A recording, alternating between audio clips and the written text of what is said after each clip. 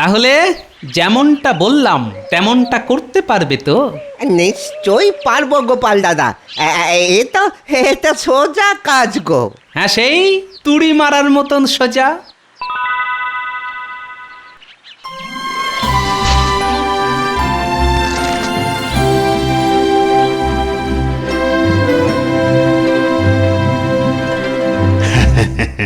বুঝলে গোপাল, আমার বয়সে দিন দিন বেড়েই চলেছে, কিন্তু দেখো এই বয়সেও আমি কেমন তরুণ, কি তাই না? ঠিক বলেছেন মহারাজ, আমার বাবাও অনেকটা আপনার মতোই ছিলেন। দেখলে বোঝাই যেত না যে তারা তো বয়স হয়েছে। অমনি বাবার উদাহরণ টানা হচ্ছে। হ্যাঁ, তা তোমার বাবার বয়স কত শুনি? ওই আমার যত বয়স। সে কি, তুমি আর তোমার বাবা এক বয়সী নাকি? আগে একদম ঠিক ধরেছেন মহারাজ। মিথ্যে কথা। আহা, পিতা পুত্রের বয়স কখনো ওই এক হতে পারে? পারে না, পারে না। কেন কেন কেন কেন হতে পারে না শুনি? আরে আমি জন্মানোর পরেই তো আমার বাবা বাবা হলেন। এবার হিসেব করে দেখুন তো। গোপাল তো ঠিকই বলেছে, এটা তো আগে ভেবে দেখিনি আমি।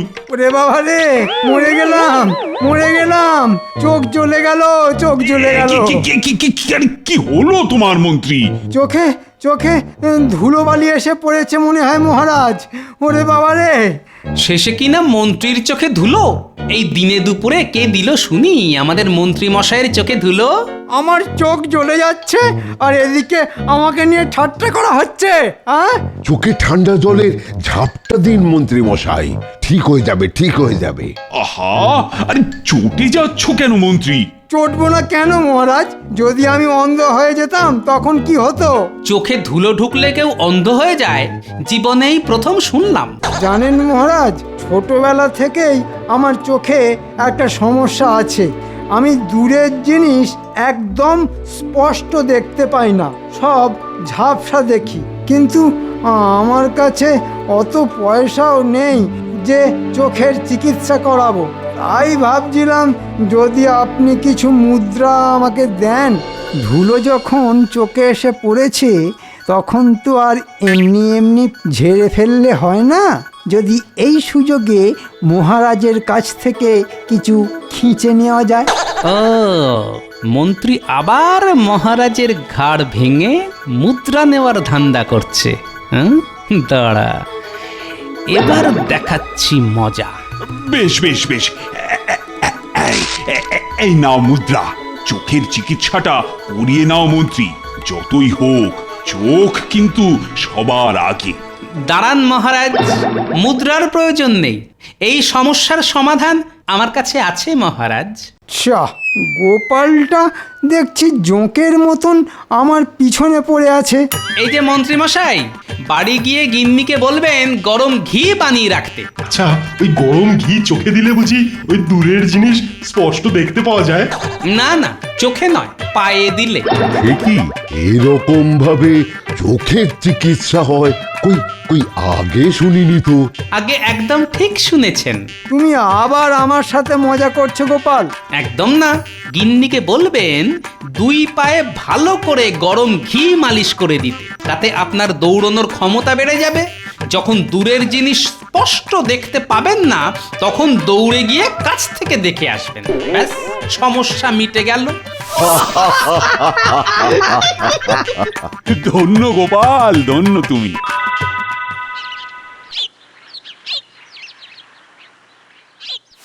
গোপালের জন্য আমার সব পরিকল্পনা ভেস্তে গেল।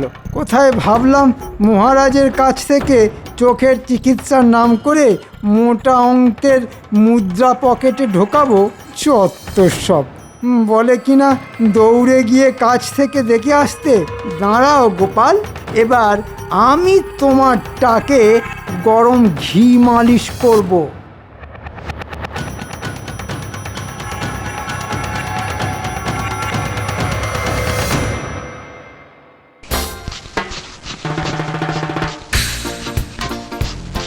ভালো করে ভালো করে, আরে আরে ওই দিকটা এখনো নোংরা আছে।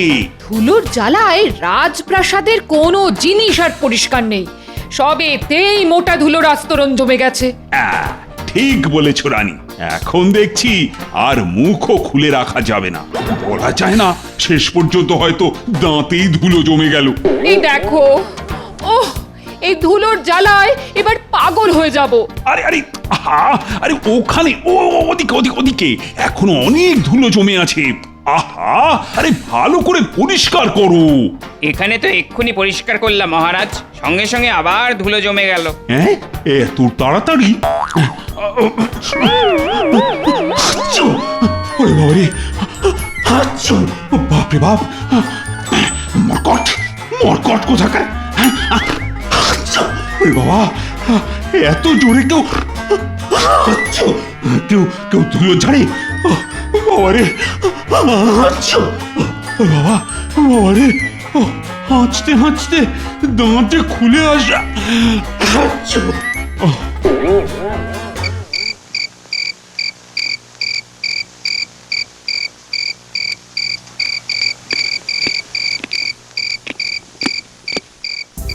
আমার সাধের রাজপ্রাসাদটা একদম ধুলোর চাদরে ঢেকে গেছে। ও, এইভাবে বসবাস করা যায় নাকি?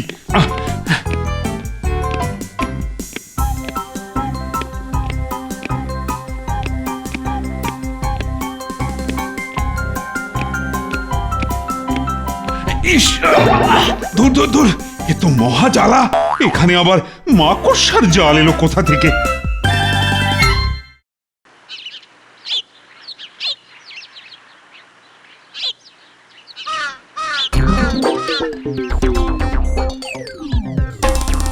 বাবারে, না, এইভাবে আর পারা যাচ্ছে না। এখন ঢাকা দিয়ে না রাখলে তো ভাতের উপরে যে ধুলো জমে, মানে আপনি যদি অনুমতি দেন মহারাজ, তাহলে আমি দায়িত্ব নিয়ে রাজপ্রাসাদের সব ধুলো ঝেড়ে দিতে পারি। তার জন্য অবশ্য কিছু মুদ্রার দরকার হবে। একদম নয় মহারাজ, ঝাড়াটা মন্ত্রী মশাইয়ের জন্মগত প্রতিভা। ঝুলের সাথে সাথে আপনার সব মুদ্রাও ঝেড়ে দেবে আমাদের মন্ত্রী মশাই। এখন তাহলে কি উপায় মহারাজ? সেটাই তো ভাবছি সভা পণ্ডিত। যে করেই হোক রাজপ্রাসাদকে কিন্তু ধুলো মুক্ত করতেই হবে, না হলে কয়েকদিন পর আয়নার সামনে দাঁড়ালেও যে নিজেকেই চিনতে পারা যাবে না। ভালো করে সন্দিন সবার বুদ্ধিগুলো, একটা না একটা উপায় আছে ঝাড়তে প্রাসাদের ধুলো।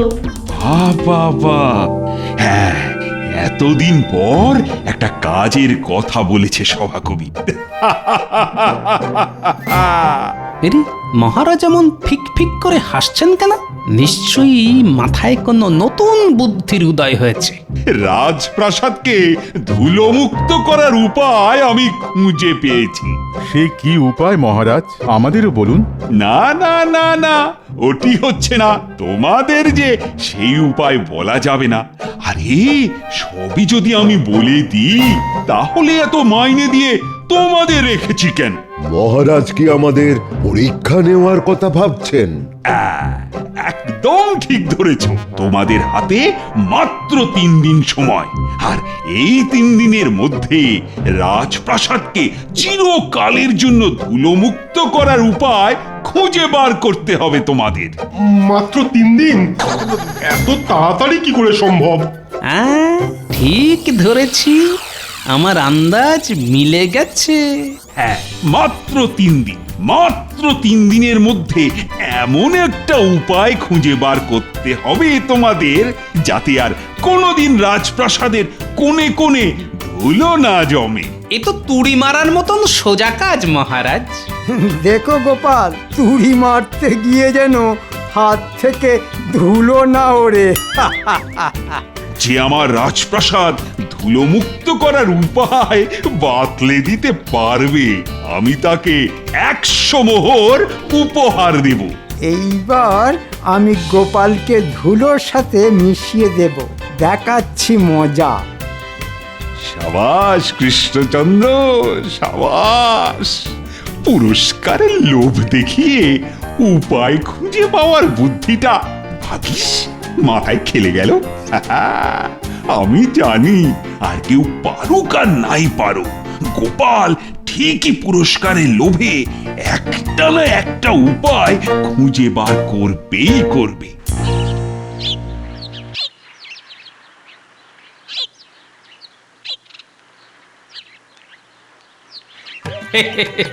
মহারাজ ভাবছেন পুরস্কারের লোভ দেখিয়ে ধুলোর হাত থেকে বাঁচার উপায় খুঁজে পাওয়া যাবে। মহারাজের মতলবটা যে আমি বুঝতে পেরেছি সেটা আবার মহারাজ বুঝতে পারেননি। গোপালকে কি এত সহজে বোকা বানানো যায়? মহারাজকে বুঝিয়ে দিতে হবে তার পরিকল্পনার কথা, আর কেউ না পারুক গোপাল ঠিক বুঝতে পেরেছে। এমন বুদ্ধি দেব যাতে ওই 100 মোহরও পাওয়া যায়, আর এদিকে মহারাজকেও জানিয়ে দেওয়া যায় পুরস্কারের লোভ দেখিয়ে গোপালের মাথা থেকে বুদ্ধি বার করা যায় না।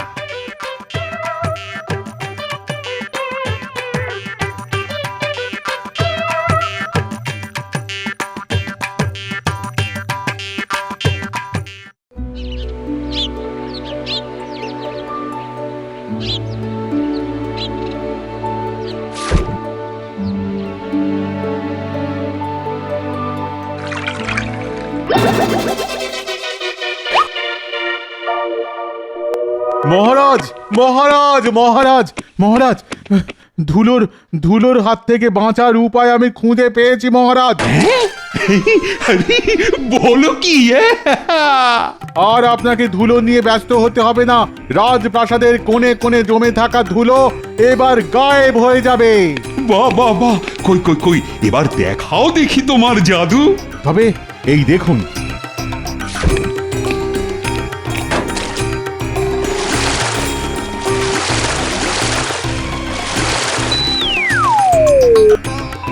দেখলেন তো মহারাজ, দেখলেন তো? সত্যি তোমার বুদ্ধি কাজ দিয়েছে রাজ্যতীষী। এই কি? বাপরে বাপ, বাবারে! আরে মরকট কোথাকার, এই তোমার বুদ্ধি?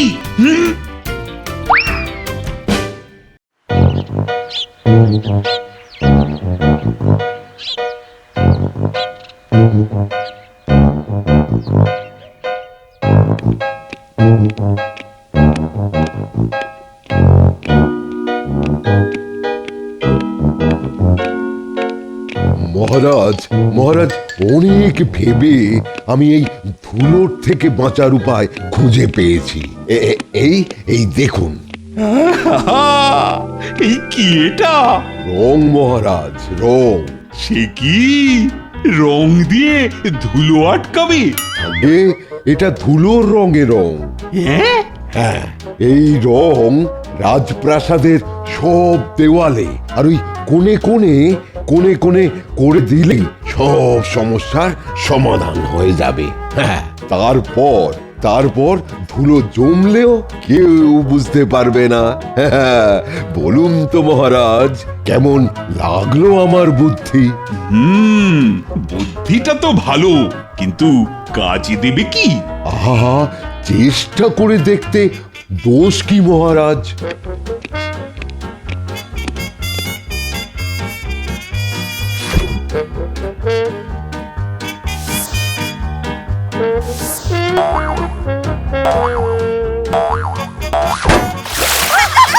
রাজবৈদ্য, তোমার মাথায় বুদ্ধির বদলে ধুলো জমা আছে।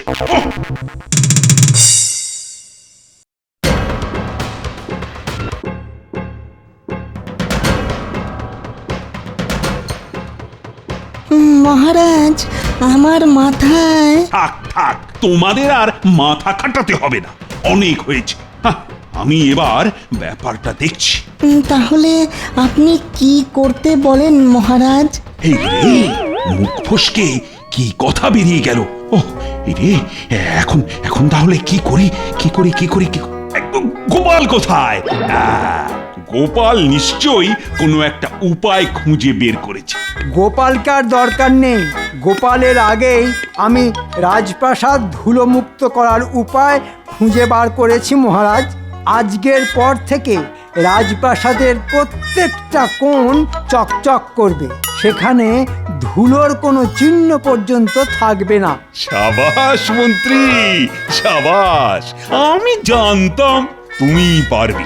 ওই 100 মোহর এবার আমার হবে। মন্ত্রী মশাই কি উপায় খুঁজে পেলেন শুনি? বলছি এত তাড়া কিসে? বলি আজ কি রাজসভায় যাওয়ার রাস্তা ভুলে গেলে নাকি? এত বেলা হতে যায়, এখনো শুয়ে আছো? অপেক্ষা করছে গিন্নি, অপেক্ষা। মরণ, কিসের অপেক্ষা শুনি? আর তোমার ওই 100 মোহরের কি হলো? কবে পাবে ওটা হাতে? আজই, একটু পরেই। সত্যি? ও গোপাল দাদা, আমরা সব এসে গেছি গো। ও মন্ত্রী, আরে কাপড় দিয়ে কি হবে শুনি? কাপড় দিয়েই তো ধুলো আটকাবে মহারাজ। এই যে সভাকবি, কাপড়টা টান টান করে ধরুন। আর এই যে বৈদ্য, ওদিকটা একটু ঢেকে দিন তো। দেখছেন তো মহারাজ, কাপড় দিয়ে আমি সমস্ত রাজপ্রাসাদটা মুড়ে দেব। যত ধুলো জমবে সব ওই কাপড়ের উপর জমবে। কাপড় ধরে ফেলে দিলেই সব ধুলো হাওয়া। বাহ মন্ত্রী বাহ, আমি শুধুই তোমাকে মরকট বলি। সত্যি তুমি কত বুদ্ধিমান। সে আর বলতে। এই যে সেনাপতি, একটু তাড়াতাড়ি হাত চালাও।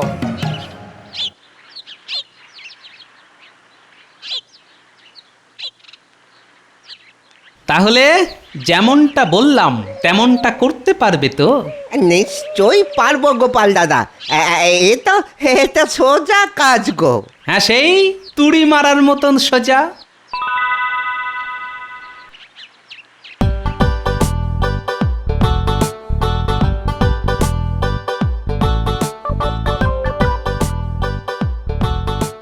মহারাজ, এবার বলুন কেমন লাগলো আমার বুদ্ধি? অসাধারণ। এইবার তুমি গোপালকে টেক্কা দিয়ে বেরিয়ে গেলে। বলেছিলাম না গোপাল, এইবার আমি তোমার মাথায় ঘি মালিশ করব। এই নাও মন্ত্রী, তোমার পুরস্কার। ওরে বাবারে, ওরে বাবারে, ও কোমরটা ভেঙে গেল যে। ও বাবারে, চ, এবার কি হবে? তোমার মাথা হবে মরকট কোথাকার। হাত পা ভাঙার ফাঁদ পেতে রেখেছে। ক্ষমা করে দিন মহারাজ, আর হবে না। হাজার হোক মন্ত্রী মশাইয়ের বুদ্ধি, এর থেকে আর কত ভালো হবে মহারাজ।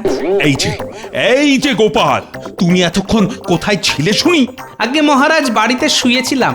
হ্যাঁ, তোমার কাছে নাকি এটা তুড়ি মারার মতন সোজা কাজ? কই কই, এবার তুমি একটা উপায় বলো দেখি, না হলে কিন্তু তোমাকে আমি কঠোর শাস্তি দেব গোপাল। তার আর দরকার নেই মহারাজ, আমি উপায় খুঁজে পেয়েছি।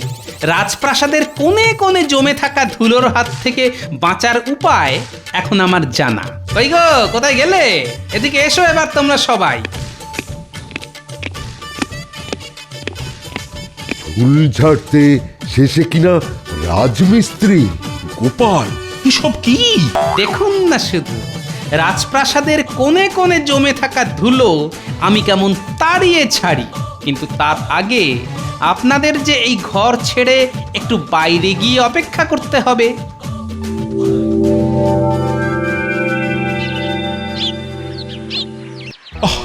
আর কতক্ষণ সময় লাগবে কে জানে। আমার মনে হয় গোপালও হেরে যাবে। ওই 100 মোহর শেষ পর্যন্ত আপনার কাছেই থেকে যাবে মহারাজ। এই চুপ করো তো, হনুমান কোথাকার। কাজ শেষ মহারাজ, এবার আপনারা ভিতরে আসতে পারেন। সাবাস, শেষ পর্যন্ত আমার বুদ্ধিটাই কাজে লেগেছে। পুরস্কারের লোভ দেখিয়ে গোপালের কাছ থেকে উপায় বের করে নিতে পেরেছি। আমি পেরেছি তাহলে।